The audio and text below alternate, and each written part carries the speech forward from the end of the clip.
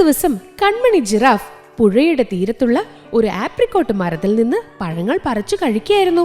പെട്ടെന്ന് മരത്തിൽ നിന്ന് ഒരു കീ ശബ്ദം അവള് കേട്ടു. അതെന്താ? ഞാൻ പഴങ്ങൾ കടിച്ചു പറിക്കുമ്പോ മരത്തിന് വേദനിക്കുന്നുണ്ടാവോ? കൺമണി ജിറാഫ് ചിന്തിച്ചു. അവൾ മരത്തിലേക്ക് സൂക്ഷിച്ചു നോക്കിയപ്പോ ഒരു ചെറിയ കിളിക്കൂട് കണ്ടു.